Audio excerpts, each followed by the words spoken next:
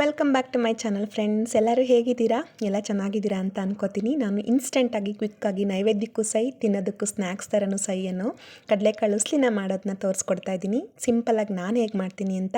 ಇಲ್ಲಿ ಇಡೀ ರಾತ್ರಿ ನೆನೆಸಿಟ್ಟಂಥ ಕಡಲೆಕಾಳನ್ನ ನಾನು 5 ವಿಷಲ್ನ ತೊಗೊಂಡಿದ್ದೀನಿ. ಸೊ ಇದನ್ನು ನಾವು ಎಷ್ಟು ಚೆನ್ನಾಗಿ ಬೇಯಿಸ್ಕೊತೀವಿ ಅಷ್ಟು ರುಚಿಯಾಗಿರುತ್ತೆ ಇದು ತಿನ್ನಲಿಕ್ಕೆ. ಸ್ವಲ್ಪ ಕಲ್ ಥರ ಇದ್ದರೆ ತಿನ್ನೋಕ್ಕೆ ಅಷ್ಟು ರುಚಿ ಇರಲ್ಲ. ಚೆನ್ನಾಗಿ ಬೇಯಿಸ್ಕೊಳ್ಳಿ.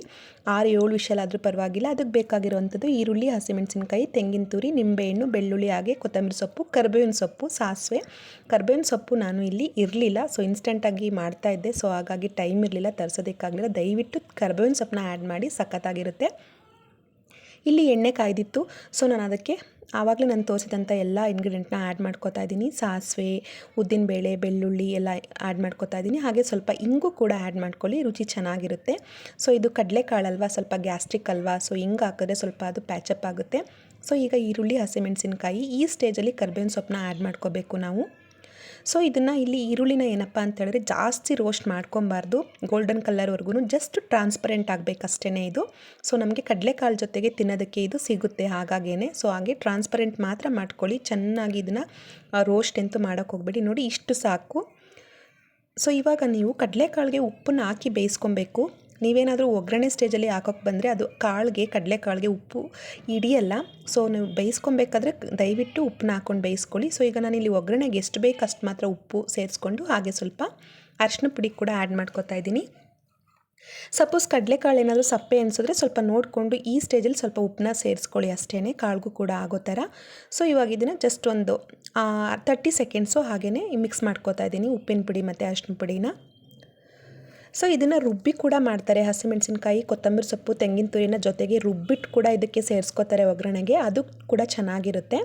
ಸೊ ನಾನಿವಾಗ ಕೊತ್ತಂಬರಿ ಹಾಗೆಯೇ ಎತ್ತಿಟ್ಕೊಂಡಿದ್ದಂಥ ತೆಂಗಿನ ತುರಿ ಕೂಡ ಸೇರಿಸ್ಕೊತೀನಿ. ತೆಂಗಿನ ತುರಿ ಜಾಸ್ತಿ ಹಾಕಿದ್ರೆ ಟೇಸ್ಟು ತುಂಬ ಯಮ್ಮಿ ಆಗಿರುತ್ತೆ.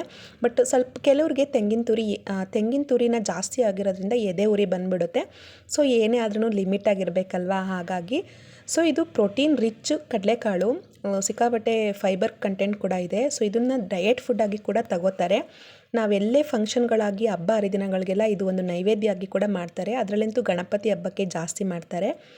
ಸೊ ನೋಡಿ, ನಾನು ಆವಾಗಲೇ ತೋರಿಸ್ದೆ ಅಲ್ವಾ, ಅದನ್ನು ಸೋರಿಟ್ಕೊಂಡಿದ್ದಂಥ ಕಡಲೆಕಾಳನ್ನ ಇವಾಗ ಈ ಒಗ್ಗರಣೆಗೆ ಸೇರಿಸ್ತಾ ಇದ್ದೀನಿ.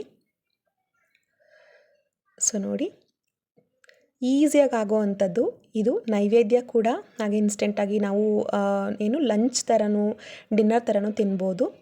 ಇಲ್ಲಿ ನಾವು ಹಿಂಗೆ ಹಾಕೋದ್ರಿಂದ ಅಷ್ಟಾಗಿ ಗ್ಯಾಸ್ಟ್ರಿಕ್ ಆಗೋಲ್ಲ. ಸೊ ಹಿಂಗನ್ನ ನೀವು ಆ್ಯಡ್ ಮಾಡಿ.